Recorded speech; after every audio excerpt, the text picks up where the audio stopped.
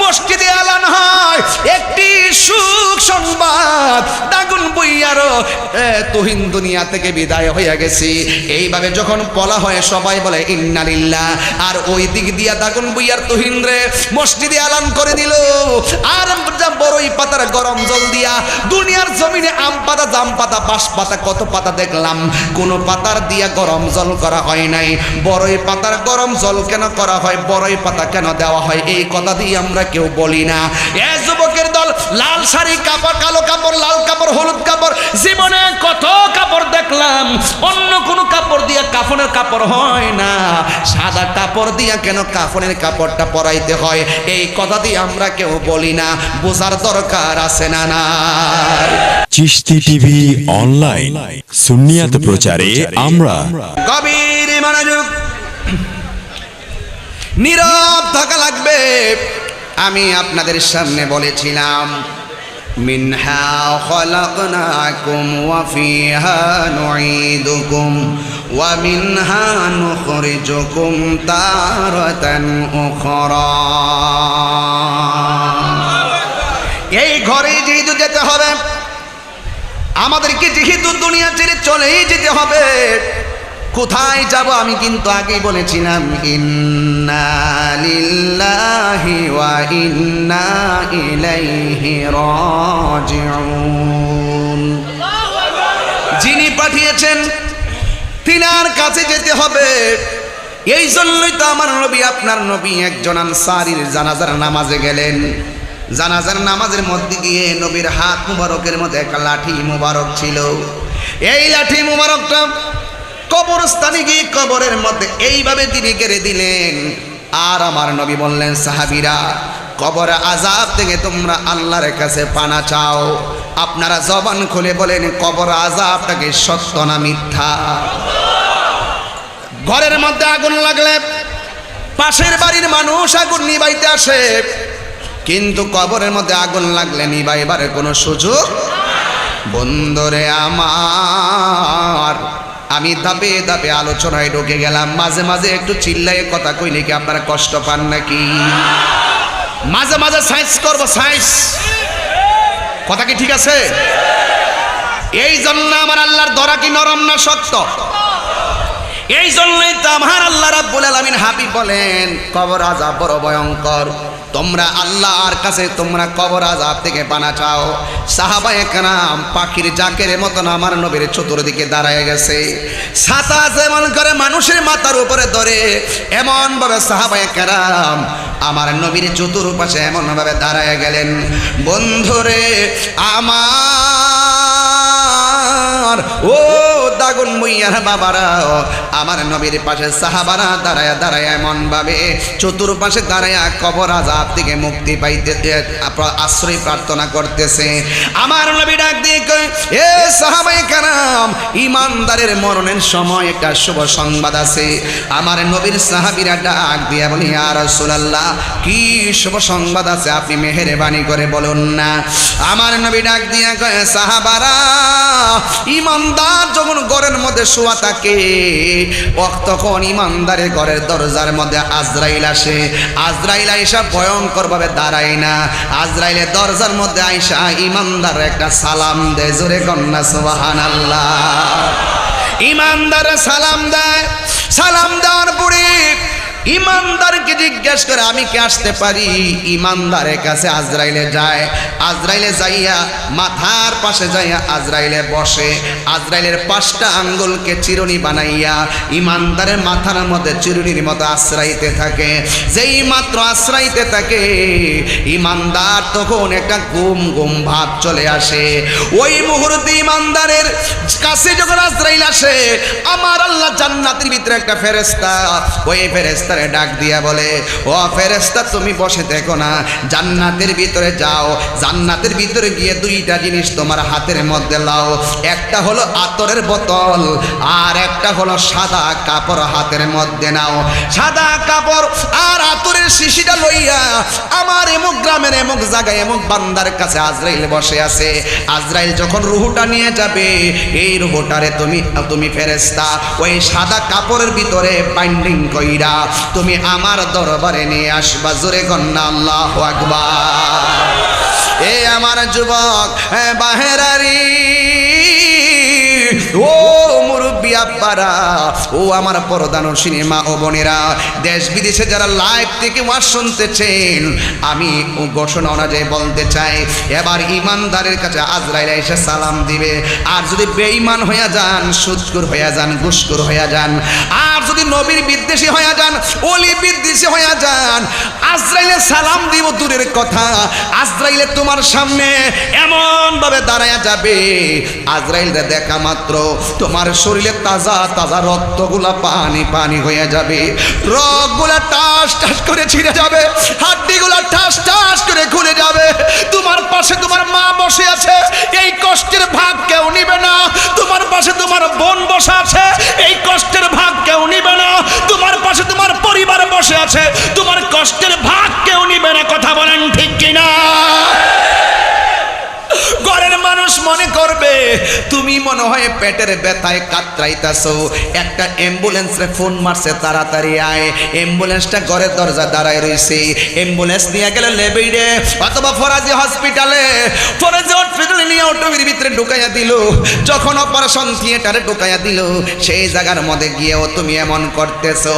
আসলে তো তুমি সেই জমদূত যেদিন আসবে রে দাগুন ভুইয়ার বাবারা, ওই দিন যে তোমার কাছে আজরাইল আসবে, ওই সময় আজরাইল আইসা যে দাও মারতেছে, এটা তোমার ঘরের মানুষ বুঝবে না। তোমাকে না বুঝে অ্যাম্বুলেন্সটা নিয়ে যাবে। ও যুবক, অ্যাম্বুলেন্সের কথা বলিলা আমার কলিজাটা দিয়ে ধাও ধাও করে আগুন জ্বলা উঠলো। আমার আব্বাকেও আমি এমন ভাবে অ্যাম্বুলেন্সে তুলে দিয়েছিলাম ঢাকা নেওয়ার জন্য, গাউসিয়ার বরাবর গেছে, আম্মা ডাক দিয়াকে তোর আব্বা দিয়ার কথা কয় না। আমি দেখলাম আমার অ্যাম্বুলেন্সের দরজাগুলো একেবারে লাগানো, বাতাস ঢুকে না, বৃষ্টি ঢুকে না, নিচে দাও বাতাস ঢুকে না, কোনো দিক দিয়ে বাতাস ঢুকে না, অ্যাম্বুলেন্সটা একেবারে গ্লাস লাগানো। ওই অ্যাম্বুলেন্সে কোন ফাঁক দিয়ে আজরাইলে ঢুকছে কেউ টের পাইল না। তার মানে বোঝা গেল তুমি যতই মাটির নিচে পলায়া যাও না কেন, তোমার যখন সময় হয়ে যাবে ঠিক ওই মুহূর্তে আজরাইল তোমার রুহটা নিয়ে যাবে। কথা বলেন ঠিক কিনা? এই জন্য যুবক, ঘরের মধ্যে তুমি কাতরাইয়া অ্যাম্বুলেন্সে উঠিয়ে তুমি ঢাকায় গেছো। এখন প্রশ্ন হলো, তুমি পেটের ব্যথায় তো তুমি ওখানে যাও নাই, আজরাইলে ধাও মারছে, তোমাকে নিয়ে নিতে নিতে অ্যাম্বুলেন্সে তোমাকে ঢাকায় নিয়ে গেল। ওই জায়গার ভিতরে যাওয়ার পরে ডাক্তার বলল ইন্না লিল্লাহি ওয়া ইন্না ইলাইহি রাজিউন। এখন প্রশ্ন হলো, তোমার মরণটা কেন ঘরে হলো না? তোমার মরণটা কেন ওই লেবের মধ্যে হলো, ফরাজি হসপিটালে হলো? একটা মাত্র কারণেই হলো, আল্লাহ রাব্বুল আলামিন কোরআনে বলেছেন, ওয়ামা তাদরি নাফসুম বিআইয়ি আরদিন তামুত।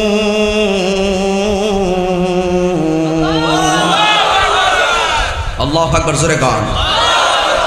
ওয়ামা, আল্লাহকে ডাক দিতে প্রস্তুত আছেন? ওয়ামা তাদরি নাফসুম বিআইয়ি আরদিন তামুত।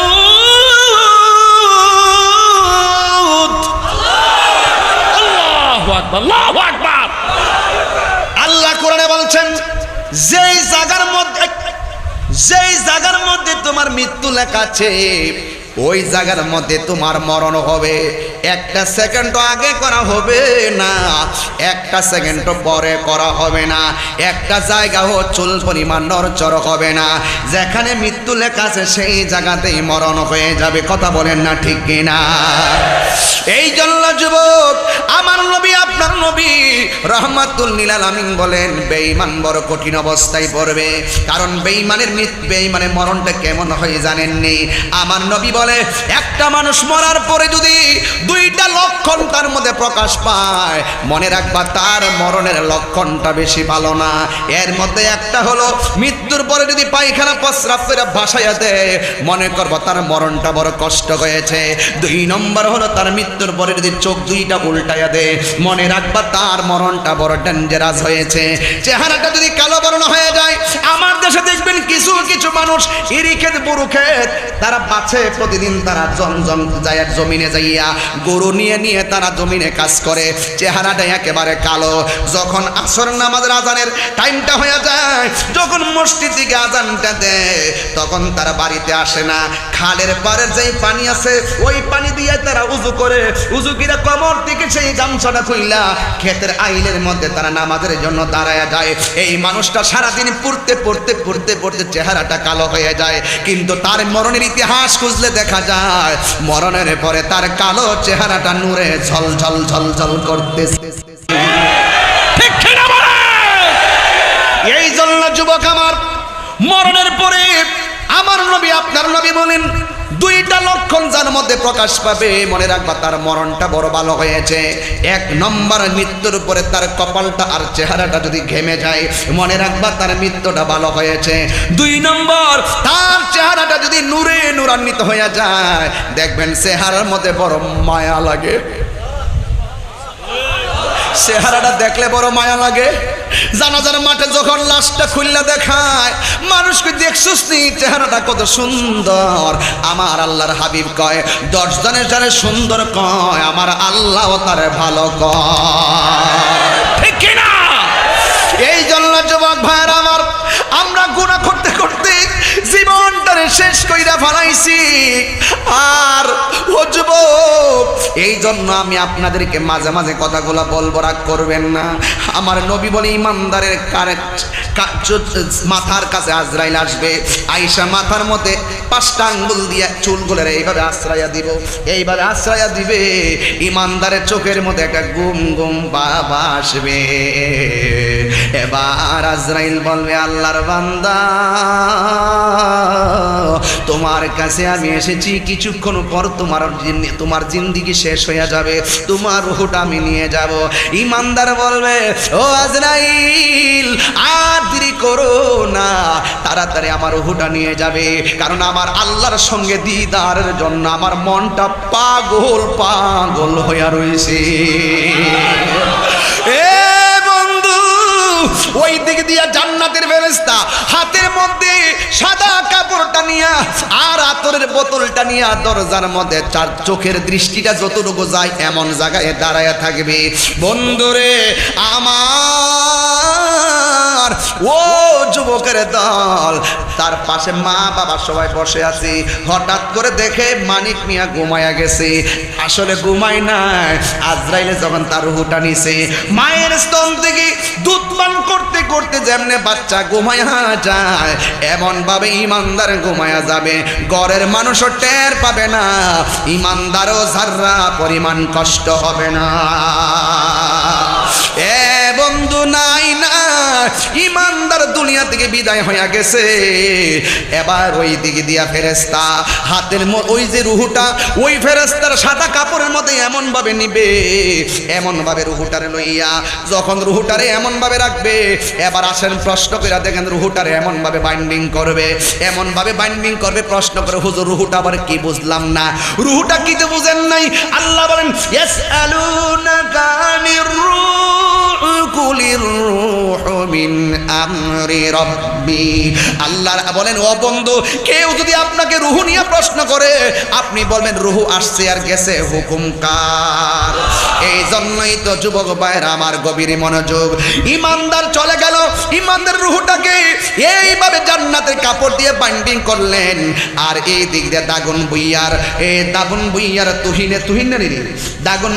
তুহিনের যদি মারা যায়, দাগন বুইয়ার তুহিন যদি ইমানদার হয়ে যায়, আর ইমানদারের বডিটাকে বাইন্ডিং করার জন্য দাগন বুইয়া বাজারে কাফনের কাপড় কিনতে যাবে। বডিটারে বাইন্ডিং করার জন্য দাগন বুইয়ার কাফনের কাপড় রেডি, আর ইমানদার রুহুটারে বাইন্ডিং করার জন্য আমার আল্লাহর জান্নাতের কাপড় রেডি। ওই দিক দিয়া মসজিদে এলান হয় একটি সুখ সংবাদ, দাগুন বুইয়ারও তুহিন দুনিয়া থেকে বিদায় হয়ে গেছি। এইভাবে যখন বলা হয় সবাই বলে ইন্না লিল্লাহ। আর ওই দিক দিয়া দাগুন বুইয়ার তুহিন রে মসজিদে এলান করে দিল। আর বড়ই পাতার গরম জল দিয়া দুনিয়ার জমিনে আম পাতা, জাম পাতা, বাঁশ পাতা, কত পাতা দেখলাম, কোন পাতার দিয়া গরম জল করা হয় নাই। বড়ই পাতার গরম জল কেন করা হয়, বড়ই পাতা কেন দেওয়া হয়, এই কথা দিয়ে আমরা কেউ বলি না। এ যুবকের দল, লাল শাড়ি, কাপড়, কালো কাপড়, লাল কাপড়, হলুদ কাপড়, জীবনে কত কাপড় দেখলাম, অন্য কোনো কাপড় দিয়া কাফনের কাপড় হয় না, সাদা কাপড় দিয়া কেন কাফনের কাপড়টা পরাইতে হয়, এই কথা দিয়ে আমরা কেউ বলি না। বোঝার দরকার আছে না না, আর জবান খুলে কোন আছে না না। তোবা নামক গাছটি আছে, পাতায় পাতায় লেখা আছে মানুষের হায়াত, ঠিক কিনা? সেই পাতা জো রিয়া পড়লে, সেই পাতা জো রিয়া পড়লে মৌতের নিশানা। আজরাইলা শিলে কারো কফিয়ত চলবে না রে মানুষ, কফিয়ত চলবে না, ঠিক না? সে যে কষ্ট হচ্ছে আপনাদের, সে যে নামে আজরাইল,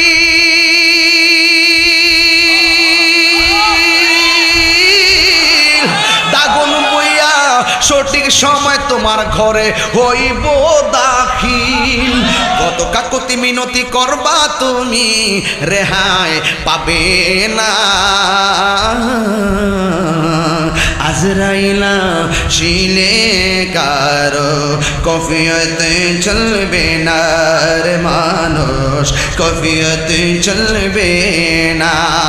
মরণেরই কথা মানুষ, মরণেরই কথা মানুষ স্মরণ করো না।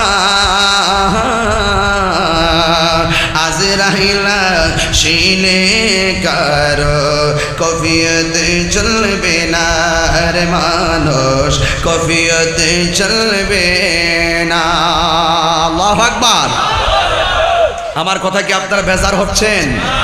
গভীর মনোযোগ, একদম চুপ থাকবেন, বেশি লম্বা করব না। আল্লাহ রাব্বুল আলামিন ইমানদার রূহটারে গো জান্নাতের কাপড় দিয়া বাইন্ডিং করবে। এই দিক দিয়ে তুহিনের লাশটারে আনুষ্ঠানিকতা চলছে, গরম পানি দিয়ে গোসল চলছে, মসজিদের খাটের মধ্যে লাশটারে উঠাইয়া দিছে কাফন পরাইয়া, জানাজার ময়দানে গেছে, আবার আসলে একটা ঘরে ঢুকাইব কবরে। আর ওই দিক দিয়ে ইমানদার রূহটারে প্রথম আকাশের মধ্যে যখন নেওয়া হবে, প্রথম আকাশের ফেরেশতা ডাক দিয়ে বলবে, ও জান্নাতের ফেরেশতা, তুমি তো এই দিক দিয়ে কত যাও আর কত আসছো, কিন্তু এমন ঘ্রাণ তো কোনোদিন আমাদের নাকে লাগে নাই। ওই ফেরেশতা ডাক দিয়া বলবে, জানোনি আমার হাতে অন্য কিছু না, আমার কাছে গলা ইমানদারের রূহ মুবারক। এবার প্রথম আকাশের ফেরেশতা ইমানদার রূহটারে সালাম দিবে, দ্বিতীয় আসমানে যাওয়ার পরে সালাম দিবে, তৃতীয় আসমানে সালাম যাওয়ার পরে সালাম দিবে, চতুর্থ আসমানে যাওয়ার পরে সালাম দিবে, পঞ্চম আসমানে যাওয়ার পরে সালাম দিবে, ষষ্ঠ সপ্তম আকাশে যাওয়ার পরে যখন সালাম দিয়া দিবে, তখন আমার আল্লাহ বলবেন, ফেরেশতারা আর সামনে যাস না। সপ্তম আকাশের পরে আমার আল্লাহ ইমানদারের রূহটারে রাখার জন্য একটা বাড়ি বানায়া দিবে। আর বড় করে বলেন না সুবহানাল্লাহ। ইমানদার রূহের জন্য একটা বাড়ি বানায়া দিবে, ওই বাড়ির নাম হলো ইল্লিন। ওই ইল্লিন নামক জায়গার মধ্যে বাড়িটা বানায়া দিবে, রূহটার ইল্লিনের মধ্যে রেখে দিবে। এ আমার যুবক, হে বাহেরারি, ও ফেনীর বন্ধুরা, আমি কোনোদিন তো এলাকায় আসি নাই, তবে প্রথম আসাতে অনেক ভুল বিয়াদবি আমার হয়ে যেতে পারে, আমার ব্যবহারে অনেকে কষ্ট পেতে পারেন, তবে আর আসতে পারি কি পারি না জানি না, তবে আপনারা ক্ষমা করে দিবেন। বেঁচে থাকলে দেখা হবে ওয়াজের ময়দানে। তবে একটি কথা বলতে চাই, আমরা কি ইমানদার না বেঈমান? আর জোরে বলো, ইমানদার না বেঈমান? ইমানদারের বডিটাকে জানাজার মাঠে নেওয়ার আগে ফেরে ফেরেশতারা ডাক দিয়ে বলবে, ও আল্লাহর বান্দা তোমার আপন কে? ইমানদার বলবে, দেরি করো না, তাড়াতাড়ি আমাকে আমার ঘরে নিয়ে যাও। এবার ইমানদারের জানাজার নামাজ পড়া হবে, ইমানদারে নিয়ে কবরে নামায় দেওয়া হবে। আর ওই দিক দিয়ে আমার আল্লাহ ডাক দিয়ে বলবে, ও জান্নাতের ফেরেশতা, আপনারা সারা জীবন শুনছেন কবরের ভিতরে 2 জন ফেরেশতা নামে, আসলে কবরের ভিতরে 3 জন ফেরেশতা নামে। একটা ফেরেশতা আইসা বডির ভিতরে রূহটা দিয়া যায়, আর 2টা ফেরেশতা মুনকার নাকির কবর আইসা আপনারে প্রশ্ন করে। আল্লাহু আকবার। আল্লাহ ডাক দিয়া বলবেন, ও ফেরেশতা, আমার প্রেমিকের কবরের ভিতরে ইন্টারভিউ হবে, একটা পরীক্ষা হবে, তাড়াতাড়ি যাও রূহটা নিয়ে ইমানদারের ভিতরে দিয়ে আসো। এবার ইমানদারের ভিতরে যখন রূহটা দিয়া দিবি গো, ওই কবরের ভিতরে 2টা ফেরেশতা নামবে। যদি আপনি বেঈমান হতেন, এই কবরের ভিতরে তারা কুইরা কুইরা ভিতরে ঢুকতো, আপনি থর থর করে কম্পন তৈরি হয়ে যেত। যেহেতু আপনি ইমানদার, কবরের ভিতরে ফেরেশতারা বন্ধুর মতো আপনার কাছে ঢুকবে, আরাম কইরা আপনাকে কবরের মধ্যে বসাইবে, বসায় আপনাকে 3টা প্রশ্ন করা হবে। 1 নম্বর প্রশ্ন হলো মার রব্বুকা, 2 নম্বর প্রশ্ন হলো ওয়ামা দীনুকা, 3 নম্বর প্রশ্ন হলো ওয়ামা কুনতা তাকুলু ফি হক্কে হাজার রাজুল। এই 3টা প্রশ্ন করা হবে। এই 3টা প্রশ্নের উত্তর ইমানদার ডক ডক করে যখন দিয়া দিবে, আমার আল্লাহ বলবে, ও ফেরেশতারা, তোরা কই? আমার প্রেমিকটা কবরের ভিতরে পরীক্ষার মধ্যে পাশ করেছে, তাড়াতাড়ি জান্নাতে যা, আমার প্রেমিকের জন্য একটা জান্নাতের গালিচা প্রেমিকের নিচে বিছায়া দে। জোরে জোরে কন্যা সুবহানাল্লাহ। ইমানদার ঘুমায়া যাবে, যেই মাত্র শুয়া যাবে, দেখবেন যত দামি সুপার সেট হোক না কেন, যত দামি সেগুন কাঠের খাঁটি হোক না কেন, শুইলেই কিন্তু ঘুম আসে না। একবার ডানে যাওয়া লাগে, আর একবার বামে যাওয়া লাগে, একবার উপর হওয়া লাগে, আবার শীত হওয়া লাগে। যখন ইমানদার কবরের ভিতরে জান্নাতের গালিচাটা পেয়ে যাবে, তখন ইমানদার একটু ডান কাত হবে। সুবহানাল্লাহ কইতেন না? আর জোরে কোন সুবহানাল্লাহ। জন্ম আমার নবীর যোগে, পারেন আপনারা? পারেন? জন্ম আমার নবীর যোগে, দুনয়নে রাসূল পাক দেখিলে কেমন হতো, দুনয়নে রাসূল পাক দেখিলে কেমন হতো, জন্ম আমার নবীর যুগে। মাশাআল্লাহ, জন্ম আমার নবীর যুগে, আশ্রিত ভেসে হজিরতে বেলালের মধুর আজান, সেই আজানে ছিল এমন প্রেম মুগ্ধ রহমান, দয়াল নবীর পিছে নামাজ পড়লে কেমন হতো, দয়াল নবীর পিছে নামাজ, দুনয়নে রাসূল পাক দেখিলে কেমন হতো, দুনয়নে রাসূল পাক।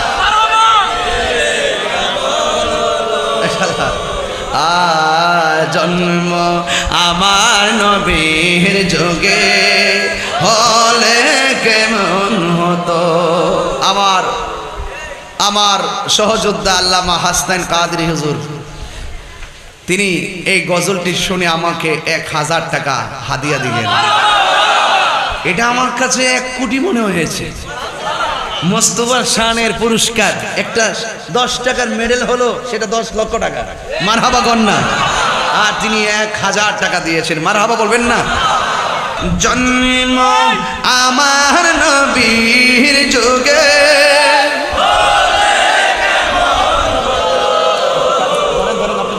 আপনি তো মূল শায়ের, আপনি তো অরিজিনাল, আমি তো ডুপ্লিকেট, বলেন না? এটা সাউন্ড দিও। দুনয়নে রাসূল পাক দেখিলে কেমন হতো জন্ম হলে কেমন হতো জন্ম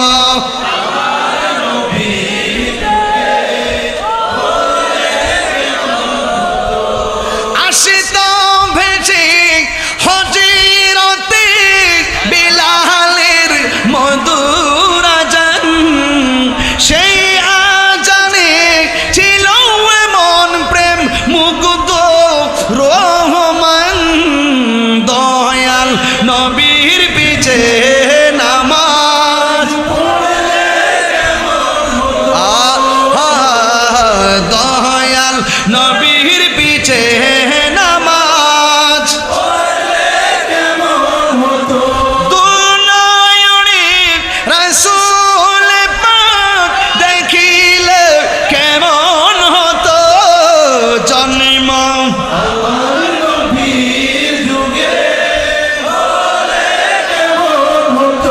ও জন্ম আমার নবীর যুগে। এই কষ্ট হয়েছে আপনাদের? আমি যে তখন চিল্লেছি কি কষ্ট হয়েছে? এখন গজল গাইছি আমার হুজুরে আরো 1000 দিছে।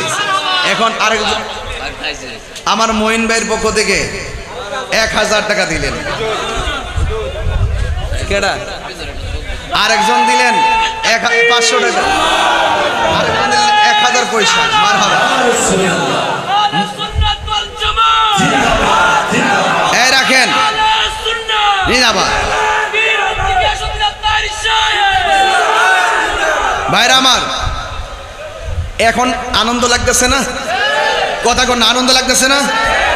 এর চাইতে কোটি গুণ আনন্দ কিন্তু আমাদের মৃত্যুর পর, যদি আমরা মুস্তাফার প্রেমের গোলাম হতে পারি। ঠিক কিনা বলেন? এর চাইতে কোটি গুণ মহব্বত হবে। এই ছেলেরা বসো। হারে আরো বড় মাঠ করবেন। আমরা দ্বৈত কণ্ঠে গাইছি, ওই আমার সাহেবরা দেন 1100। আমরা দ্বৈত কণ্ঠে গাইছি, তো আমরা বাগযোগ করে নেই। ঠিক কি না? না মাশাআল্লাহ, দেন আরো 100 দেন। 1200 মিলাদুন নবী। আলহামদুলিল্লাহ বলেন। তা আমরা কি ইমানদার হতে চাই কি চাই না? ইমানদারের মৃত্যু কি সহজ না কঠিন? তাইলে এই সহজ মৃত্যুটা যদি গ্রহণ করতে হয়, তাহলে আমরা কি অবশ্যই আল্লাহর বিধান মানতে হবে, রাসূলের সুন্নাত তরিকা মতো চলতে হবে। ঠিক কিনা বলেন? তাহলে আপনি যদি কর্ম করেন, তাহলে আপনার সম্মান বাড়িয়ে দিবেন একজন। জবান খুলে কোন তিনি কে? আমি নবীর শান গাইছি। এই গজল দেখেন, এই বইটার ভিতরে আছে। আমার এক ভক্ত এটা নিয়ে আসছে, যেমন বিক্রি টিক্রি করে। এটা আপনারা নিয়ে যাবেন 50 টাকা করে পারলে। তবে এই গজলগুলা বেশি বেশি গাইবেন। আমি 2 ঘন্টা ওয়াজে যেই মজা পাই, একটা নাতে রাসূল গাইলে তার চাইতে বেশি মজা পাই। এই জন্য অনেকে আমার কয় আমি গান গাই, অনেকে কয় আমি নাচানাচি করি, অনেকে আমাকে বিভিন্ন ধরনের ফেসবুকের ভিতরে, আপনাদের এলাকায় তো আমার 12 বছর আগের জিকির টিকিরগুলো দিয়ে মানুষের বোঝাতে চেষ্টা করছে আমি মনে একটা নাচুন নাইতাছি, গান গাউন নাইতাছি। ঠিক না? হ্যাঁ, আসলে আপনার সত্যি করে বলেন, আমি কি কোরআন সুন্নাহর বাইরে কোনো কথা বলছি? হ্যাঁ, জোরে কোন কথা বলছি?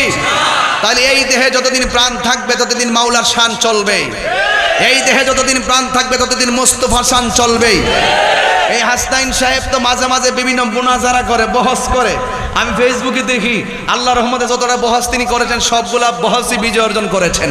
কথা কোন ঠিক কিনা? এর দ্বারা প্রমাণ হয়ে গেল সুন্নিরা কখনো দালালির জোরে কথা বলে না, সুন্নিরা দলিলের জোরে কথা বলে। হাত তুলে বলেন ঠিক কিনা বলো। আল্লাহু আকবার, আল্লাহু আকবার।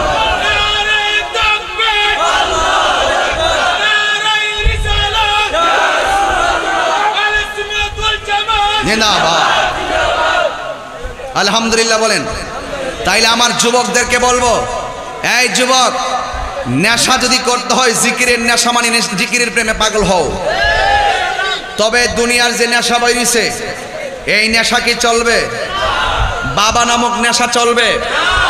আপনাদের ছেলে যদি এই নেশায় জড়িত হয়, তাহলে আপনারা প্রশাসনকে বলবেন। কাকে বলবেন? প্রশাসনকে বলবেন যে আমার ছেলে বাবা সেবন করে, আজকে থেকে ওয়াদা করবেন আমি যা বলবো তা আপনারা জবান খুলে বলবেন বন্ধ। বলেন বাবা। বন্ধ শব্দটা জোরে বলতে হবে। বাবা। হয় নাই বাবা।